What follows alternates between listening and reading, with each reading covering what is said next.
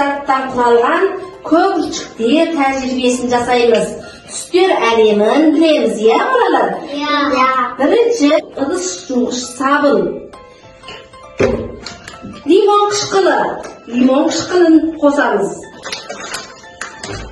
Ас содасы керек міне бізге, ас содасы керек. Ыстық су керек бізге. Түрлі түсті, әртүрлі бояулар керек. Осы заттардың көмегімен түстер көпіршік әлеміне көшеміз. Міне, су құйдық, міне су құйдық. Екінші, бояу саламыз міне. Қараңдар міне балалар, бояу саламыз міне. Судың түсі өзгерді ме? Қандай түс пайда болды? Жасыл түс пайда болды. Енді оған біз ас содасын саламыз. Міне бұлай қолымызбен араластырамыз қасықтың көмегімен. Жуатын сабынның бір тамшысы ғана керек, көп керек емес. Енді не var? Енді лимон қышқылын саламыз міне. Бояу түсі. Қараңдар, не пайда болды міне? Көпіршік пайда болды бізде.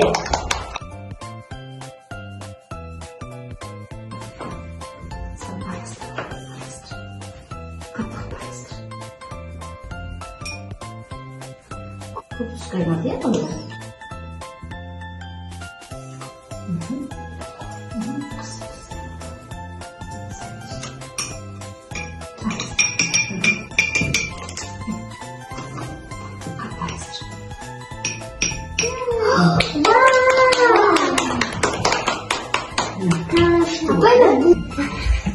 Енді не пістен болды?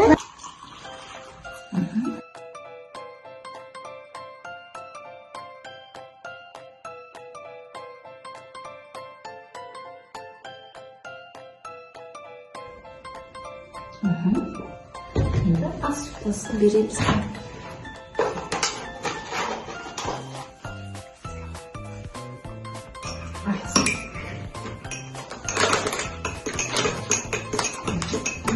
Вообще Өзің араластыр.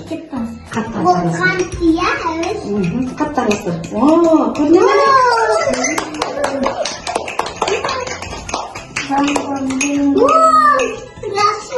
Қандай күшті болды, иә міне? Көпіршік, сары түсті көпіршік пайда болды балалар. Көрдіңдер ме? Көп түсте сала қой.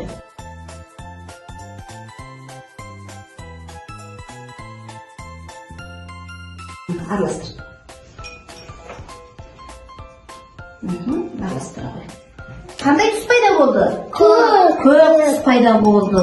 Енді не құямыз? Енді сабын көпіршігін құямыз. Бір тамшы ғана көп емес, иә балалар? Енді не саламыз? Ас содасын саламыз. Енді ас содасын саламыз.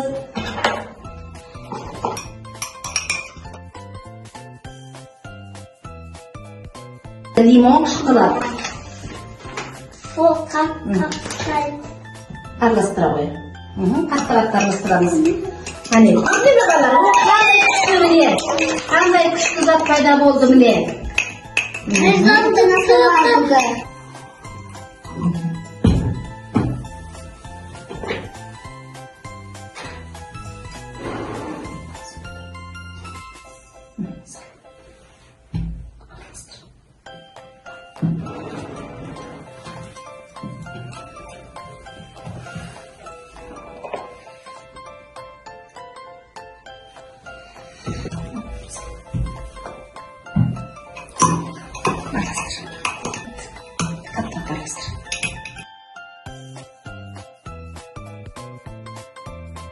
Шуғы пайда болды, иә? Жасау үшін бізге не керек екен? Ас сода. Тағы не керек? Сабын. Қандай сабын?